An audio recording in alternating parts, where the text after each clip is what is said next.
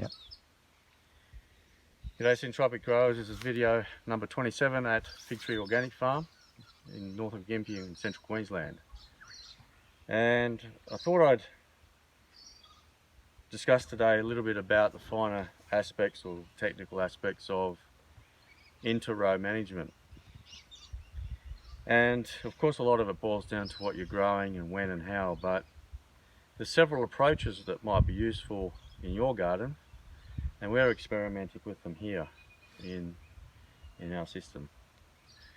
So behind me we have a bit of a jungle of a row, and it's looking pretty confusing, and there's a lot of weeds, a lot of grass coming up, but here we've got interplanted with cassava. And of course we're not ready to disturb the cassava yet. So at this point we're just letting these weeds go. There's absolutely nothing stopping you from going through and cleaning it up with the tool. Just pulling it up like that and creating further mulch for your cassava. But we found that we have to repeatedly do that almost once a month, and it's a lot of work.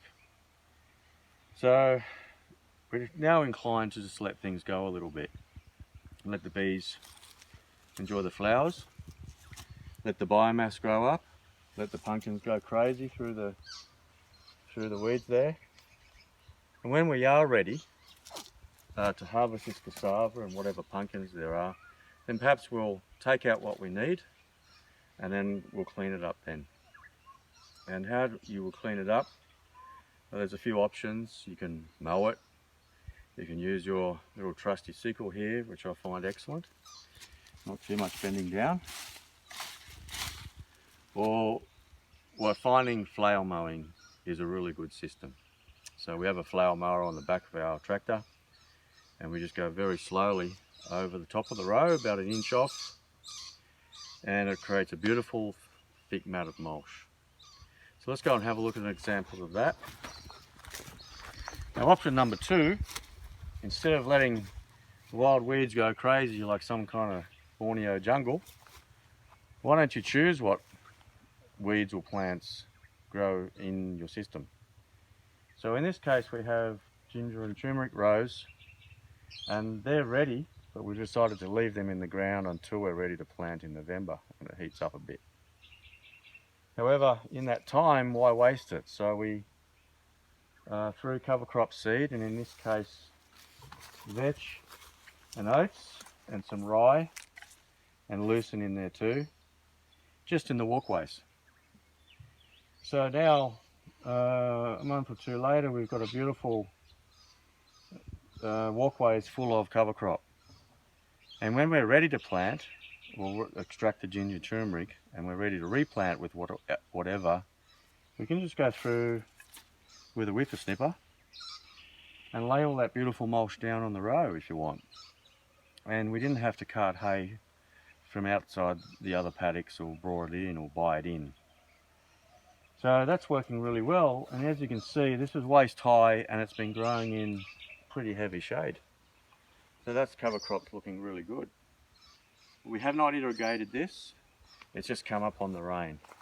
But what we did do is hand cast the seeds down the walkways and then lay hay on top of that, just a little thin layer of cut hay, just so that it stays moist and out of the sun and the seed doesn't cook. So that's worked really well, and we're now practicing that regularly, on a regular basis through all of our row crop management. So what have we got here? In this case, this row is still productive. We're still producing good capsicums in here, and so we're not ready to mulch this row yet or cut it down or clean it.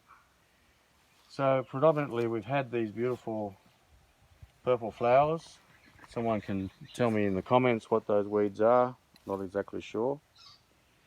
But they've come up in mass, and they've been very nice for the bees. The bees are crawling all over those.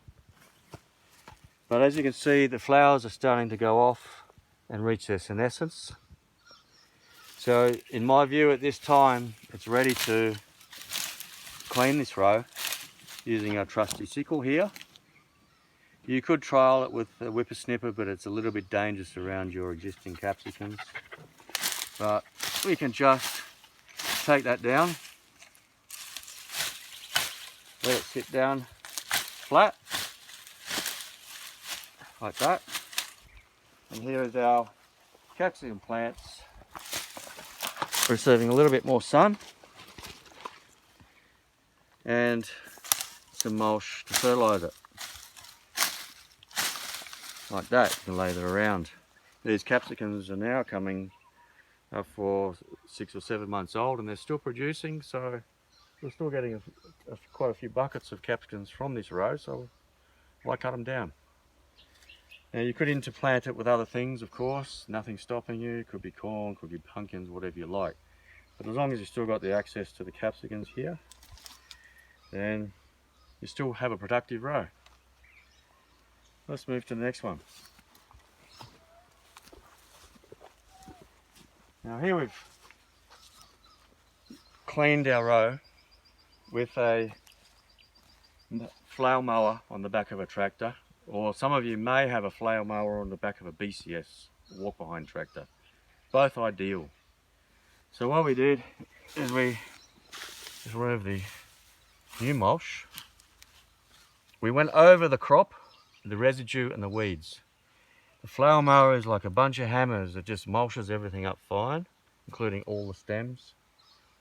And it left us with a beautiful layer of old hay plus mulch sitting there all ready to plant straight through. Now look at the colour of that. It's dark, it's warm, it's moist, and that is plant food right there. So we've used the old crop residue as an additional mulch, and then we went through again and added another layer of grass hay on top. Now if you're curious about whether that works or not, check the Ruth Stout method on YouTube. She's an old lady in the States who has passed away since, but she's famous for planting just in hay mulch, and letting it build up. And that was enough. She didn't use fertilizer, she didn't till, she didn't anything. Now let's recap why we're doing this. So we're looking for efficiencies, which means we don't want to have to remake the row again every time. 2, we don't want to have to till and kill. So we're looking at leaving the soil structure undisturbed, the worms still living in there, all the little bugs and microbes, and all the roots left behind. And once we've mulched that off with a flail mower, the roots are still in the ground. In my view, they'll die off, and they've in effect tilled the ground for you. So by leaving the roots in the ground, it should be a way of combating compaction. Now how do we know this isn't compacted? Simple finger test. I just can push my finger right in there and it's perfect. That is still soft and friable after 1 year. And we've had several crops in that, and it's got many dead roots and a lot of broken down hay broken down into that. Now, can we just rely on hay? Ruth Stout says yes, but we don't like taking chances. So we put a layer of fertilizer. We put our lime, chalk and Naturamin rock dust over there, and we just laid the new layer of hay straight over the top of it. So instead of incorporating the fertilizer into the soil and tilling and killing again over and over and over again, we've just laid the fertilizer on top. We'll let the overhead irrigation, the drip and the rain work that in slowly as a kind of slow release fertilizer. So let's have a look at the cleaned row.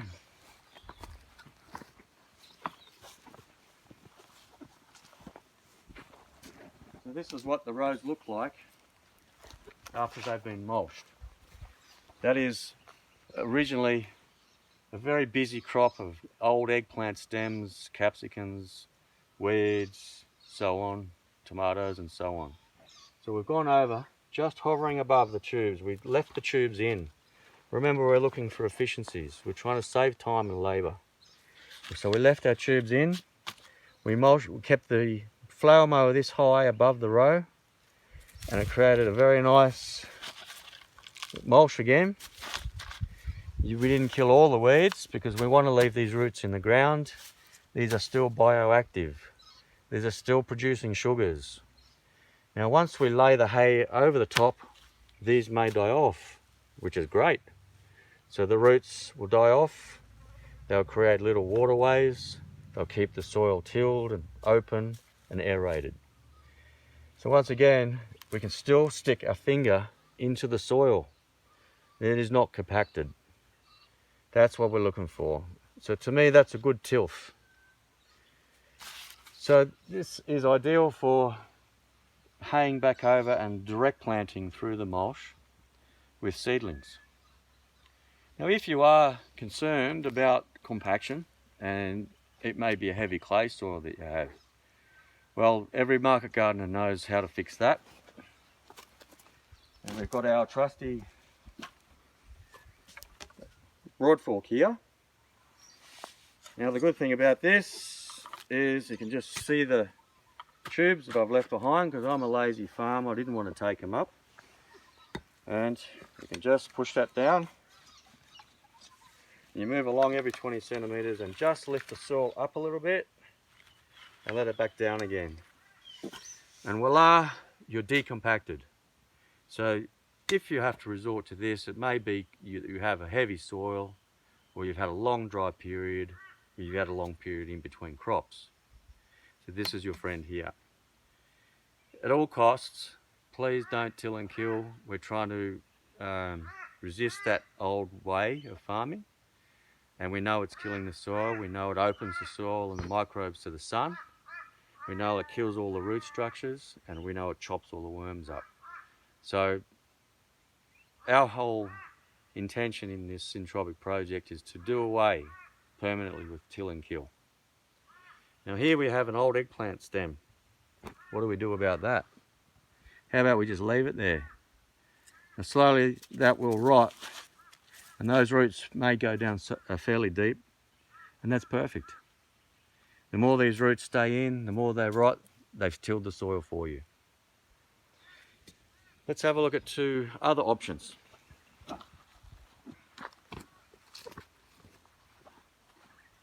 Now here we have two examples. One, a direct seeded row, and here a row interplanted with seedlings through the mulch as described earlier. So over here we have direct seeding machines, and some are 6-point row seeders, some of these are earthway, or you might have a jang seeder. So how do we do that? So in this case, if you want to use direct seed instead of seedlings, which is a much more efficient system, just rake the hay back. Just imagine there's no plants here.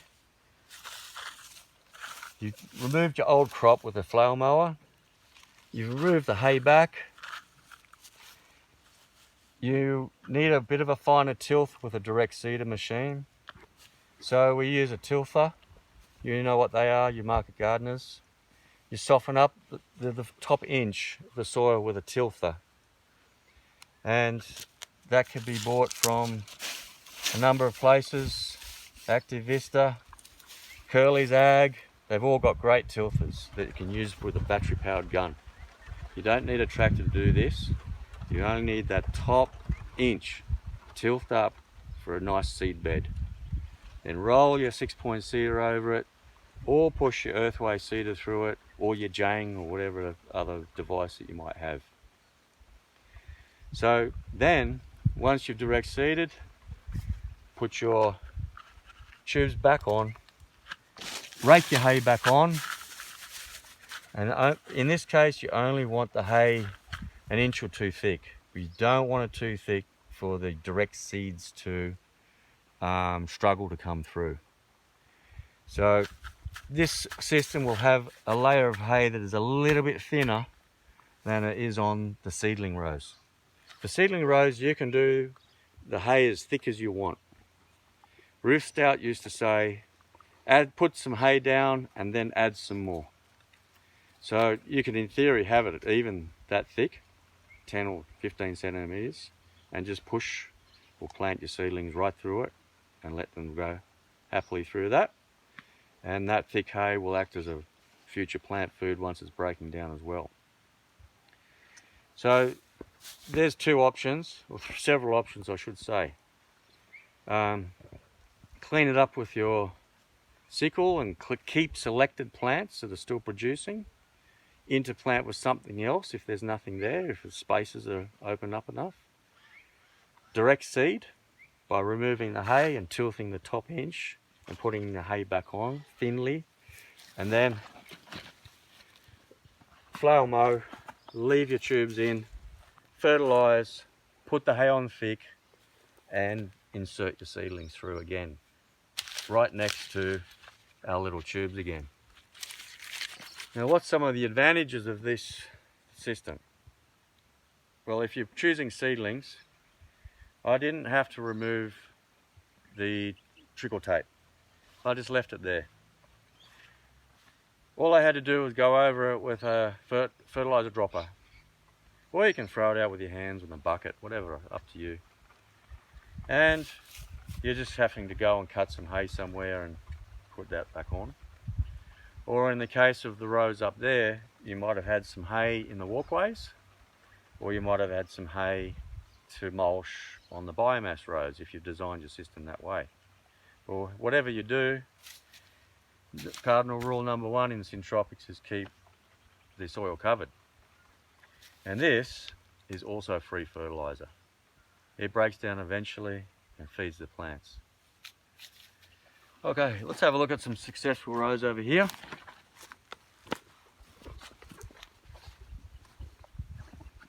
So here we've got an interplanting of kale down the centre, and silver beet along the sides. We've got some lettuce here and various other varieties.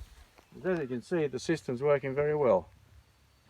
Now, despite the dappled shade, and it's August now, the plants are coming up nice, the colour's good, there's no deficiencies, and we've used minimal fertiliser, and we're relying on this grass mulch to help feed it and retain the moisture.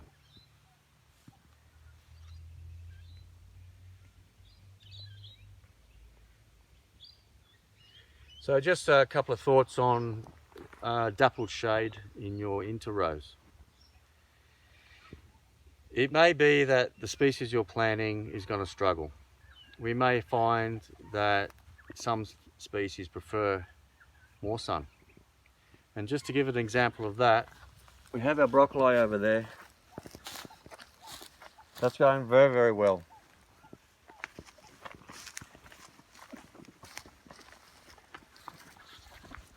We can see the size down there.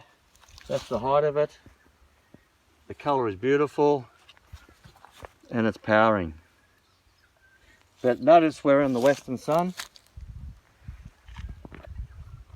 So this row is getting a lot more sun than this row over here.